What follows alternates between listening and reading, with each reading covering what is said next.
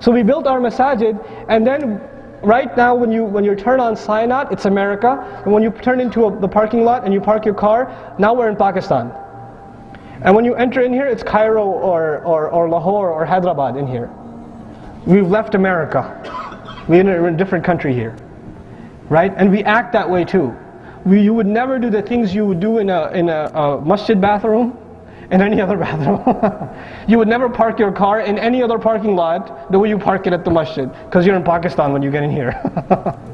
Right? It's the mentality of the Muslim. So this is an island where we own, it's like back nostalgia from back home. Now the thing is, back home things were a little different. The Imam would come, he would give a dars in Arabic, he would give a lecture in Urdu, or in Bangla, or in Malay, or in Thai, or like in Turkish, right? And you would listen and you would enjoy. Is that going to work here? Well, it's not going to work here. And you know why the biggest proof that it doesn't work here? The shuyukh are here, the great scholars are here, and they're wonderful, but when they're talking, who's listening? The elders are listening. Where are their kids? Outside in the parking lot, out in the basketball court. It's a great court, by the way, right? They're in the court. They're not here. They're not here. And masjid after masjid after masjid is having fight over who should be the imam of the masjid. Should it be from this country? Should it be from that country? Should it be from this madrasa or that madrasa? Should it be from this ideology or that ideology? No matter who you get, guess who doesn't care? Your kids. They don't care. They couldn't care less. So we're fighting over things that don't make any sense. We've left the legacy of Ibrahim alayhi salam. We've left it. His primary concern is who?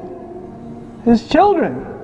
What do we do in this masjid, and every masjid in the United States, what do we do at our masajid that turns this a magnet for young people? Turns this into a place where young people herd. They flock to it. Instead of a place that they run away from. Instead of a place that they run away from. This is the first concern. And by the way, just to add a little bit of irony to all of this, Ibrahim alayhi salam was building what when he asked for the future generations? He was building Allah's house. Allah's house has directly something to do with preserving the future generations. If you lose connection with Allah's house, you've lost everything. You've lost everything. The masajid in this country are our refuge. Our refuge. Our youth, now let's talk a little bit about the youth and what their problems are. They're probably the number one catastrophe of our youth is they have no one to talk to. That's the number one catastrophe of our youth. Your child goes to school, let's say they go to public school. That's the majority of Muslims. They put their children in public school because they can't afford Islamic school or whatever reason, right? We don't blame them for it, that's their circumstance. So they put their children in public school. By 5th or 6th grade, your children learn some pretty filthy vocabulary in this country. I don't care what state you're from, right? There's some pretty dirty vocabulary. They learn how to access some pretty disgusting websites. They learn how to download some pretty hideous things on their PSPs and iPod videos or iPod touches or iPhones or whatever. So they're pretty advanced, but at a very early age. Things you would never have learned until you were 25, they know when they're 12. That's the reality. That's what's going on today. So, how many parents here know what Facebook is? You guys know what Facebook is? Show of hands, please. Okay, Twitter. You know what Twitter is? It's not when your eye bugs out. It's something else. Okay, so your kids are on these social networking sites where where predators, literally predators, have access to talk to your teenage daughter or to your son, and to engage in relationships with them over the internet, and eventually they meet up with them and things happen. This is a reality of the Muslim youth today. This is happening. We shouldn't close our eyes to it. We need to open our eyes to it. And you say to yourself, nah, not my kids. No, please, wake up. And some basic solutions before we talk about the bigger picture and what we need to do at the masajid, some basic solutions: do not have open access internet at home, especially when you have children under the age of 12. Do not. That is a horrible idea. Do not give your children a laptop. Do not give them a machine, a phone that has anything but phone numbers. No texting. Don't give them text message phones. Don't give them internet access phones. You are asking for trouble. You are asking for trouble. You will regret what you did later on. You think you got them these things because you love them. You are destroying them. You are destroying them. They are not smart enough to figure out, I shouldn't be doing that or I shouldn't be doing this. Don't assume that they will make all the good decisions because you come from a nice family. Please don't fall into that trap. For Allah's sake, take those things away. There are other ways to entertain your children. So this is the first thing. When your children become teenagers, by the way, which happens a lot, right? Our children become teenagers. And as I travel the country, you know what happens with a lot of parents? They come to me and they say, I have a teenage girl. I have a teenage boy. I want you to talk to him. This has happened to me hundreds of times. Literally hundreds of times. And you know why they come to me? And I don't judge anyone. I don't judge anyone. Wallahi, I don't judge anyone. You know why they come? Because when they're teenagers, they become independent. And when they become independent, they no longer listen to you. When they no longer listen to you, you have to find somebody that they will listen to. The ship has already sailed. When was your chance? When was your chance? Before they turned into semi-adults. That was your chance. Don't lose that opportunity. The thing that we have to learn here is we're in a different world. The way you deal with your children back home is not the way you deal with them here. They're two different things. Back home you can yell at them, slap them, do whatever. It's all good. That's how everybody does it. Over here you yell at them a little, they'll go and talk, my dad, he's total loser. They'll talk about you like that. They will. Among the friends, they will talk. I used to run a Sunday school. I was the head of a Sunday school, and my primary job, you know what it was? It was to be a spy. That was my it wasn't curriculum, or am I teaching Aqidah, or what textbooks to order. No. That will come later. Let me go around during recess and spy on the conversations these kids are having. My mom let me buy an NC-17 video game, and I'm only 8. She loves me. No, she doesn't. I have Grand Theft Auto, whatever, 85 now, right? And did you see that movie? It's PG-13, but I still got to go see it. Or it's rated R and I've seen it. We even have the DVD at home. This is what the kids are talking about. You're messing your kids up. You think you love them? This is love? This is what Ibrahim alayhi salam, would he approve of anything near this? Anything near this is concern for children? Wake up. Really, wake up. We've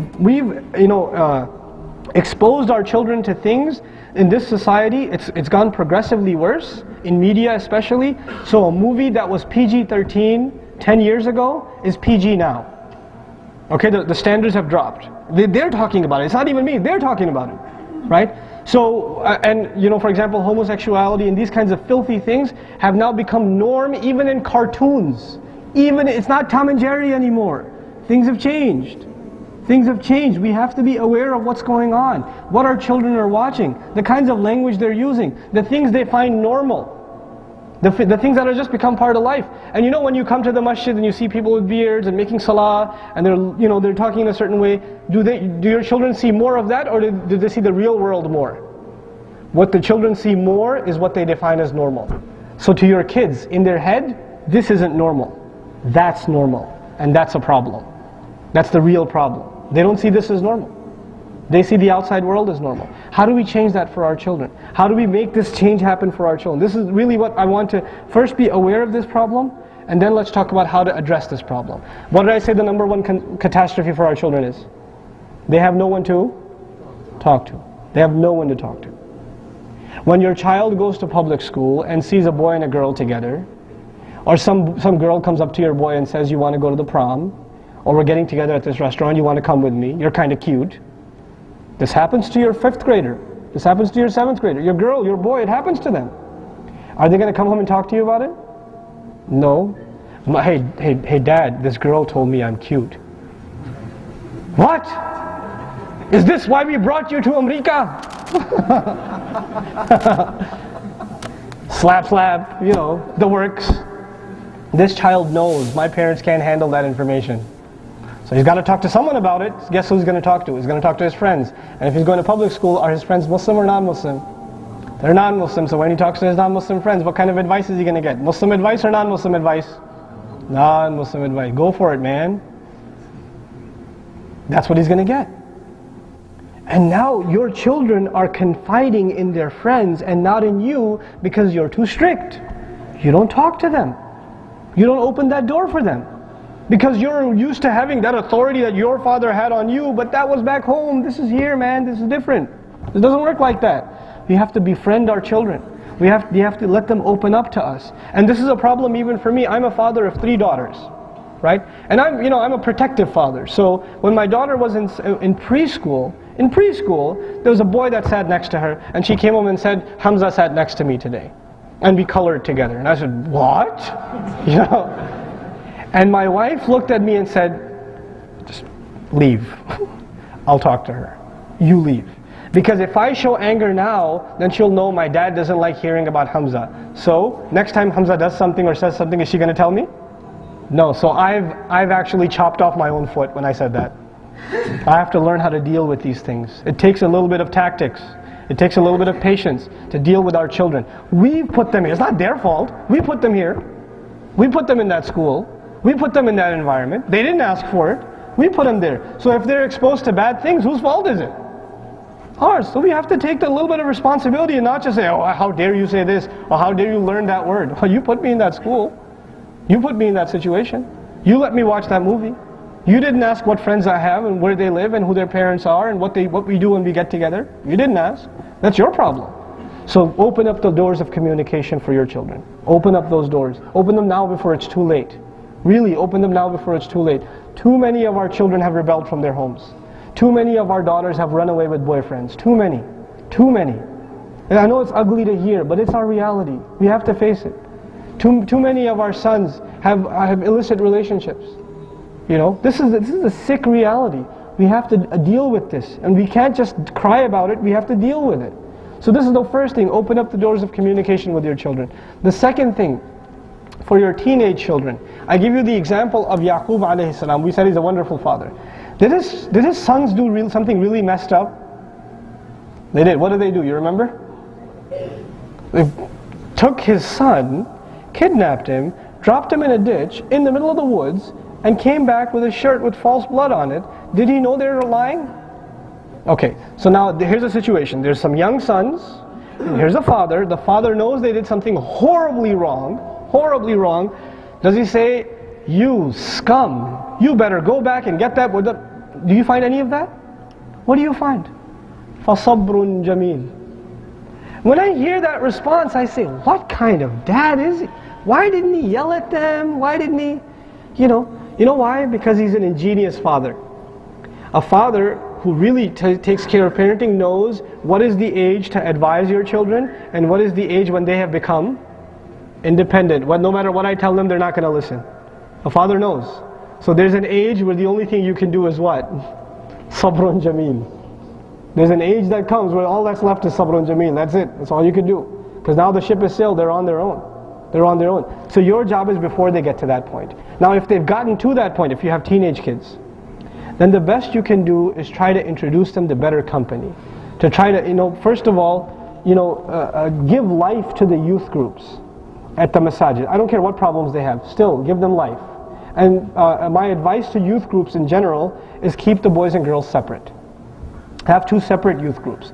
Don't combine them because you're asking for trouble. If you're a teenage boy or girl living in this society, then you have been exposed to enough shameless bombardment of media that those ideas are constantly running in your mind. And when you get a bunch of 15, 16, 17-year-old Muslim boys and girls together and they're having an Islamic program, please, let's be realistic.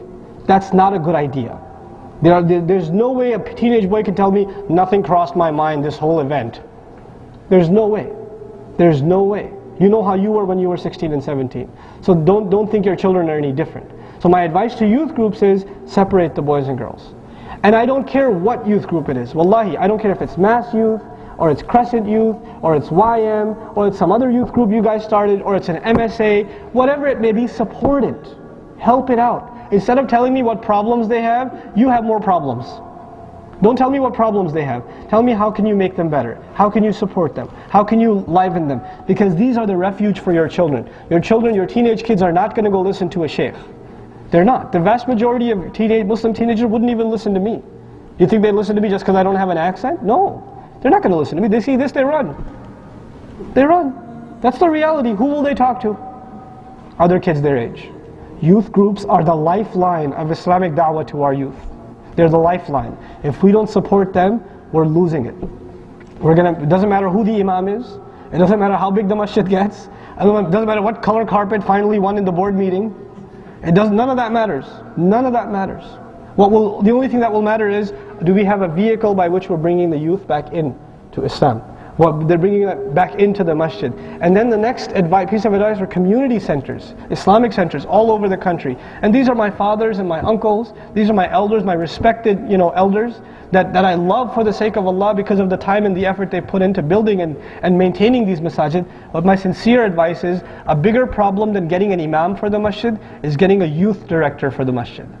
A brother youth director for the brothers and a sister youth director for the sisters. This is critical in our time. More than an imam. You get an imam, you say he's a fadil, or he's a alim, or he's a mufti, or he's a mujtahid, he's got a degree in fiqh, is this and that or the other. He comes and he tells you something about his opinion in fiqh, and guess what most of the community does? I don't like his opinions. I'm going to go find another opinion on Google. Oh, why did you hire him with that huge resume when you're not going to listen to the guy? Right? It's demented how we've become. We're not facing reality. Youth directors are far more important. Young brothers, young sisters in your own community. Houston's, mashallah, a hotbed of energetic, really, really great potential youth. So you take a bunch of youth, you take a bunch of sisters that are studying Islam, a bunch of brothers, you say to one or two of them, we'll pay your college tuition. We'll take care of your college tuition. You become the youth director full-time for our masjid. You make sure a program is being done every week. You make sure that you take the kids out for some basketball or ice cream or a trip to the beach or whatever. Or overnight or whatever. Every week something's going on, every 2 weeks something's going on. You take care of that, we'll take care of you. Because you're taking care of the children of our community. We have to think like this. We have to invest in people now. We have to invest in people. And there's no shortage of remarkable youth in Houston, wallahi. And there's a shortage in other communities. I look around the masjid, I don't see any young people. Here, mashallah, there's great potential in the youth, among the brothers and the sisters. So capitalize on it. Get over your fiqh debates. Whether it's 8 taraweeh or 20 taraweeh, your children don't care. That's a bigger problem. We can worry about those problems when times are good. These aren't good times. So whether Eid is Monday, Tuesday, Wednesday, Thursday or Friday, it doesn't matter. Our children are more important. They're more important. Whether the guy is Hanafi or Shafi'i or Maliki or whatever you think he is, that's less important right now. Our children are more important right now. Let's prioritize. Let's really have the right priorities.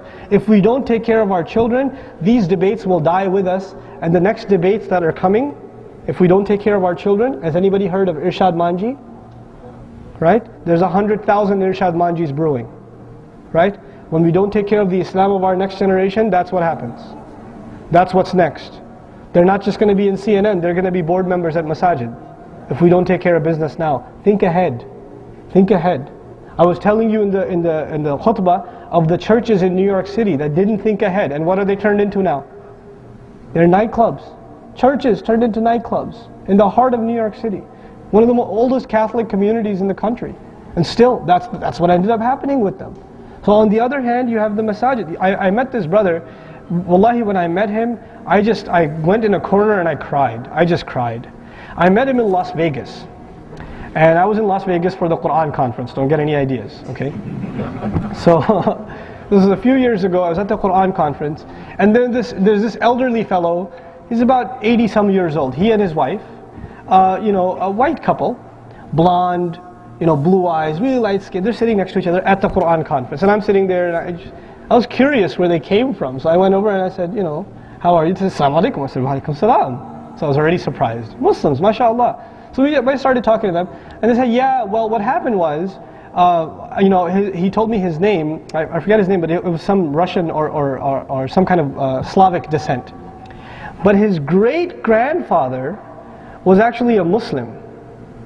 And their family came to the United States some 150 years ago. And in 2 generations, they lost Islam. Right? And then they were raised as just another Christian family. And he was doing research on his family tree. So he dug up some stuff in his attic and found out that his great-grandfather was actually a scholar of Islam. And then he started looking into Islam, and he found truth in it and took the Shahada, reviving his great-grandfather's tradition, and his wife came to Islam too. And then they live in Massachusetts somewhere. So they decide they're going to buy a Humvee and they're going to travel the entire country, stopping at every masjid they find. Subhanallah. And they were in Vegas at that point. Subhanallah. But Allah guided these people. Allah had written that for them. But that alim who came to the US, Do you think he intended that his children would lose Islam one day? He didn't. And he didn't think that was a problem maybe. Just like we think it's not, you're making a big deal out of nothing. If you could just see 50 years in advance, if you could just see 50 years in advance. The last thing I'll share with you inshallah, and we'll open it up to some discussion we can have together, bi'idhnillah, is a social statistic. This a social statistic was conducted by sociologists about the Orthodox Jewish community in the East Coast of the United States. You know, in New York and other places like Massachusetts, the Jewish community, the Orthodox Jewish community is very strong, right? Some parts of Brooklyn you feel like you're driving in Tel Aviv, right? That's how it feels. So now, that strong Jewish community, the sociological analysis was, in 60 years, there will be no Hasidic Jews in New York. In 60 years. That's not a long time. And they're far more organized than we are. And they have far more infrastructure and yeshiva institute. I used to live in Forest Hills, and in a 13 block street, there's like 6 synagogues. They're very organized.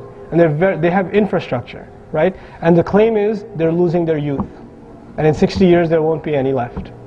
They're going to lose their orthodoxy, their traditional Judaism. They're going to lose it in this country. That's the claim that's being made, subhanallah. And that's a community that's much older than we are, and much more organized than we are, and much better funded than we are, because riba is not a problem. Right? But on our side, subhanallah, we have much less resources. We only have tawakkul in Allah. Again, I started with it, I end with it. Don't underestimate the power of dua. Do not underestimate the power of dua. But we have to now start thinking bigger. We have to start thinking, how do we solve this problem? How do we connect to our children? How do we open the doors of the masajid to make the children a better place? Of the people that are going to be watching this on video, inshallah, if your masjid does not have a basketball court, get a basketball court. A professional one. Raise the funds for that first before the chandelier. The chandelier can wait. It'll be off most of the time anyway, because you're going to whine that it causes too much electricity bills. So don't worry about the chandelier. Worry more about the basketball court. Worry more about the soccer field. Worry more about the sports facilities that the kids can come hang out with. And even if they don't come and pray, if they're just here, it's better than them being at the club. So let's be realistic, right? And for the girls, you know, have lounges or places the girls can hang out at the masjid, where they can just be by themselves and they can just do their homework there, talk to other Muslim girls there. So they're not at the mall. So they're not hanging out with non-Muslim girls. They have a safe refuge at the masjid. We have to start thinking like this, because this is America. We need refuge. This is not Pakistan, because in Pakistan you would never think of, you know, somewhere to play at the masjid. Astaghfirullah. How can that be? But here, we have to draw them in. We have to. If we don't, where are they going to go? Where are they going to go? So we have to start thinking, inshallah ta'ala, along these lines. May Allah Azza wa Jal make all of us sincere in our efforts. May Allah Azza wa Jal reward us for whatever little we get done. May Allah protect us, and especially our youth and our future generations, that they may become ambassadors of this deen in this land, and make this a permanent fixture, make this land a land of Islam when the time comes, inshallah ta'ala. Subhanakallahumma wa bihamdik, nashhadu an la ilaha illa ant, nastaghfiruka wa natubu ilayk, inshallah ta'ala. If anybody has any comments or questions, I'd like to I don't know if I have the answers for you, but I'd like to open it up for you guys, inshallah. Shukran lakum. Go ahead, akhi. Walaikum salam wa rahmatullah. About separating the youth and stopping. Thank you. Yeah. From using Facebook and kind of those social networks that they can take them to separate schools, and I agree with. No, I don't say to have separate schools actually, but the rest of it I did say. But it's just delaying the cultural, or it's just isolating them completely from the American. No, it's not. I disagree. I'll tell you why. I'll tell you why I disagree. The issue is, you know, when I say have separate youth groups, are we isolating them? And, you know, look, there's no isolating you from America. You're here. And there's no way a child is not exposed to American culture. That's impossible. But at a certain age, children are more susceptible to certain temptations. Before they reach certain maturity, they're more susceptible to danger than other ages. Teenagers are very emotional, hot-blooded. They give in to temptation very quickly, right? They get angry quickly, they get seduced quickly, they get excited quickly, right? Everything happens very, very fast. This is the age where they're volatile. So we need to we need to handle them with care, is what I'm suggesting. When they reach a certain age, then of course they have to be out in the real world. But if we took care of business at a certain age, then they should be responsible on their own. You can't shelter them their whole life. But at a certain age we need to guard them. There's this Western mentality of, or not even Western, it's a non-Muslim mentality, it's not a Western thing. Let the kids figure things out by themselves. They're smart enough. That's retarded. That's not, I mean, really? Let kids figure out what things on their own? Have you seen what's out there, what the kids are up to? SubhanAllah, you know? So on the one hand, it's not, I'm not saying that we turn this into like, you know, downtown Hyderabad or something. But what I am saying is genders need to be separated for certain things. Facebook, my problem with it is it's completely redrawn the lines of haya. So Muslim guys are getting on Facebook, and then some other girl from their MSA is also on their, she sends a message, can I be your friend? Already there's a very inappropriate line to click yes to, isn't it? So now she's your friend because they're on the MSA together. And now he's staring at her picture for 5 minutes. Nobody knows, it's on his laptop, nobody knows, right? I've seen this happen. I've seen guys, you know what they do? These brothers from the MSA, they'll go to their laptop, they'll hit up Facebook or MySpace or whatever, and then they'll stare at pictures of Muslim girls. Oh, she's cute. That one, be my friend. That one, be my friend. They're doing this, you know, and then we're saying, oh, we're isolating. Well, let's take a step back here. Let's be a little realistic. I mean, you know, there are two extremes in our community now. One that says, let's turn this into something, let's turn America into something it's not. And on the other, let's forget everything about Islam and it's America. It's all good. Let's find a balance here, you know. So inshallah, that's at least that's what I'm suggesting. Wallahu ta'ala a'lam. Thanks for highlighting the problem. One more problem: we are by self responsible. I don't know what that means, because only a couple of people who have not dish at home. Oh, like dish TV, you mean? Okay, I guess. Mostly people have dish, and even their kids' room. Ugh. They're watching Indian movies, if they're Indian, I suppose. Yeah. So this is actually a really serious problem. Control of media intake. There are some works by Christian groups. Look, I'm a realist. I'm not going to tell you watching movies is haram and listening to music is haram, and you've heard this enough times already, and it hasn't changed anything. So let's talk about it from a realistic point of view. Okay? The realistic point of view is this. There are some Christian groups who have the same concerns as we do. They're concerned that their children are watching sexual content in certain movies, and that they're exposed to explicit material, etc. And they've actually started developing programs like, for example, there's a program called, I don't know if it's still around, it's called Clean Flicks. Right? There's a Christian group that developed it, which is basically movies that come out in theaters and stuff. They take all the filthy language out and the filthy scenes out, and they cut them out, and they make DVDs, the relatively clean version of that movie, right? Now, this is what they're doing. I mean, these are Christians. They're not even Muslims. They're Christians. They're that realistic about this stuff. And I'm not saying endorse Clean Flicks, but I am saying our kids are watching stuff that they really shouldn't be watching. At a younger age, my suggestion is, this is at least something I do personally, it may or may not work for you. Our children, my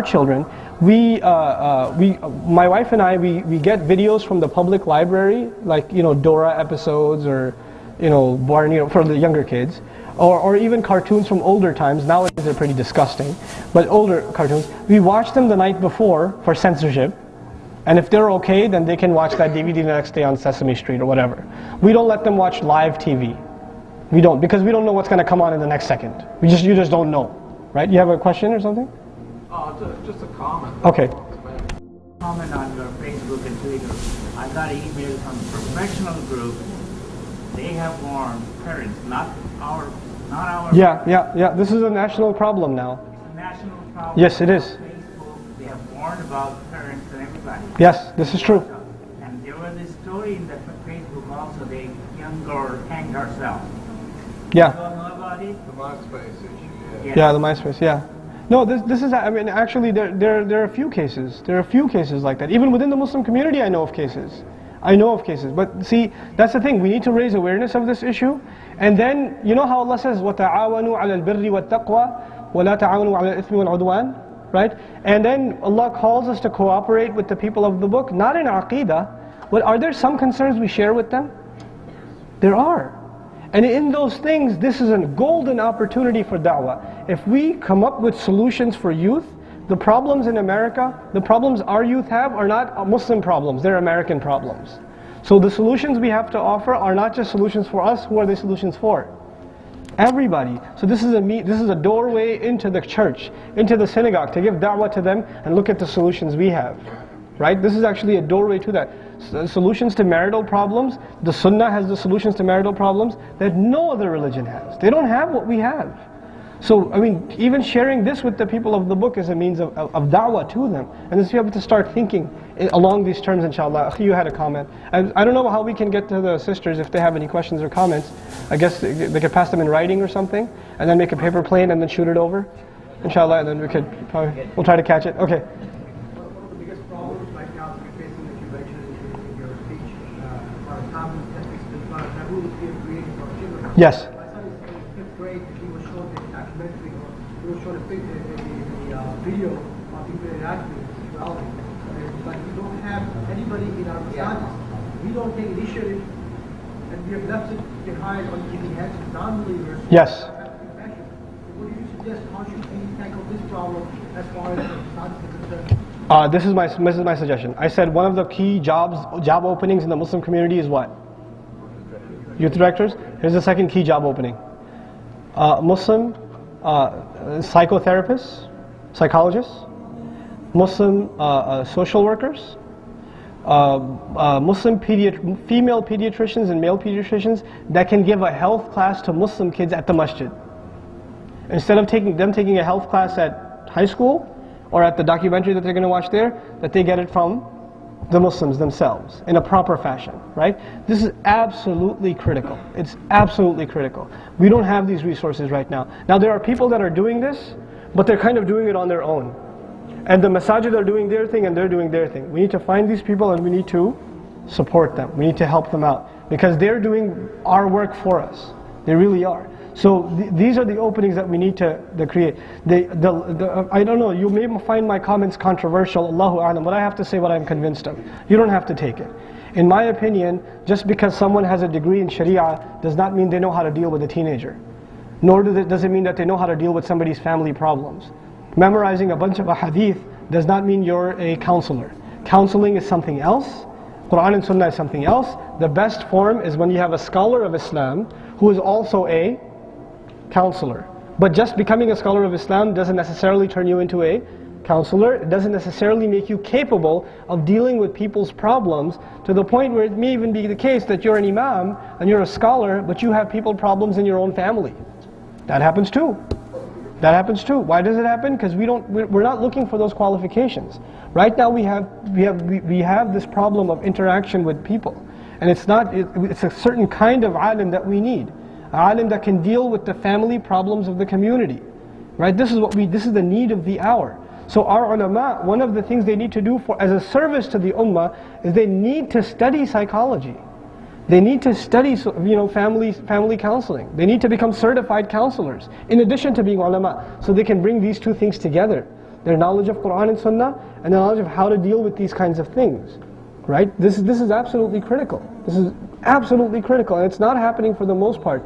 Very few things that are, there are a handful of ulama that are psychologists. Handful. I could count them maybe on one hand in the country. You know how many Islamic centers we have in the country? And how many people there are to talk? And just one thing, just to give some perspective, the projects that are going on that we should support, in my opinion, Nasiha Project. Remember this phrase, Nasiha Project. Okay, this is a group out of Canada. They started an 800 number that youth can call if they're having problems. Anonymous 800 hotline for Muslim youth that are having problems. They want to talk to somebody, right? So they started this hotline. They started it about almost a year ago, and they put a documentary out after the first month of operation. In the first month, they got 20,000 phone calls. In the first month. And they took statistics on the phone calls they got, like this percent, like it was like 27% were talking about having relationships with a boy or a girl without their parents knowing. Some other, like 30% were talking about drug abuse. Some were talking about family abuse. So it was like 16% of the calls they got were about suicidal teens. Suicidal Muslim teens. At least now we know. I mean, it feels bad to hear, but at least we know. We know what's out there. So projects like that need to be funded. We need to support them. Because this is the stuff we need. You know, and I'm embarrassed that happened in Canada. It should have happened here first. We should have come up with that first. But if it's there, we should support it. We should say, oh, you know, this is what needs to be done. How do we help you? You know, so this is, I think, the direction the community has to now take. Our heads need to come together when this is a common concern. And I share this with you because, you know, Muslims come from all different parts of the world into the country. Every masjid is so cosmopolitan. We have so many different backgrounds and thought processes and agendas, etc. Everybody's got their own agenda in the masjid, but this is one agenda we can all agree on. What do we do with our kids? That's one agenda nobody will disagree with. So let's unify ourselves on this one agenda, the legacy of Ibrahim alayhi salam. What better agenda to unify on? And the masajid that have done that, whose primary concern is taking care of the needs of the youth, are masajid where the communities are flourishing. They're doing really, really well. You know? So inshallah ta'ala, may Allah give that ability to all of our masajid and help solve some of these problems for us, bi'idnihi, subhanahu wa ta'ala. Alright, okay, last one, inshallah. If we raise our children, you know, properly, we teach them what's right, what's wrong, we bring them to the masajid, and when they are around you, they, mashallah, like, they meet a sahabi. And they get do, you know, wrong stuff behind you. You know, first of all, what do you do about that? Secondly, what do you tell these children that they in front of you, they, mashallah, examine behind you, they do the best? Okay, depends on their age. What do you do about children who are good in front of you and bad behind you? Know who their friends are, number one. Know who their friends are, who their parents are, where they live, go to their house, be friends with their parents. Parents should know their friends' parents. Why? Because if they're getting together and getting in trouble, who's going to gang up on them? All the parents together. That needs to happen. If your children know that my dad knows your dad, then they'll be more in line. Relatively more. It's not a fail-safe, but it's relatively more in check. Because they can't tell you false stories about, oh, we were over there, his dad knows. Well, I know his dad, and you weren't there. Right? So you see what I'm saying? So this is absolutely critical. We need to know the parents of our children's friends. This is absolutely critical. Okay? This is the first thing. The second thing is, when it comes to our children acting a certain way with us and another way with others, it really in the end boils down to who their friends are. And this is a hadith I didn't share with you, but it's at the center of this problem. الْمَرْءُ عَلَى دِينِ خَلِيلِهِ فَلْيَنْظُرْ أَحَدُكُمْ مَنْ يُخَالِلْ. Okay? أو كما قال رسول الله صلى الله عليه وسلم, a person depends on the religion of their friend. A person depends on the religion of their friend. Then watch out who you make friends with. So in other words, by extension, watch out who your kids make friends with. Watch out. Because your kids will do good things or bad things depending on what? Who their friends are. Who their friends are. So that's your primary concern. That's why I say give the masjid life. So their friends are at the youth group at the masjid and you know all of their parents. This is your refuge. Start here. This is the best place to start. Inshallah. Pardon?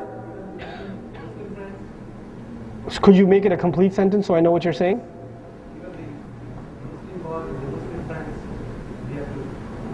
Yes, we do. Absolutely. We should know what Muslim kids are more messed up than non-Muslim kids sometimes. So just because your friend's your boy's friend is Abdul Karim, that doesn't mean that he's a great kid. You know, Abdul Karim could be pretty jacked up. He could, he could be, So inshallah ta'ala, I'm going to take one last written question and then we can talk personally. Inshallah, I'm around, but my throat can't take much more. Okay, brothers, assalamu alaikum. Please ask the parents to be with the times, and should be concerned with what's going on in the kid's life. I thought I did. I saw missed guys with shorts on Facebook. I can't read your. None of the mothers probably know about it. Oh, because they think they have joined a Muslim program. This is just to let you know the state of affairs of Muslim youth. Yeah, you could knock on missed or whatever, but at least those kids showed up to missed. That's how I look at it. Really. Because if they didn't show up to missed, guess what else they could be doing? So instead of criticizing missed, get involved with missed, fix it up. Write letters to missed and say, this is what I think the problem is, and this is how I think I can help. Don't just tell them the problem, help. And this is not just a missed, Mass Youth, YM, MSA, whatever it is, whatever program is going on, don't just tell me what their problems are, help.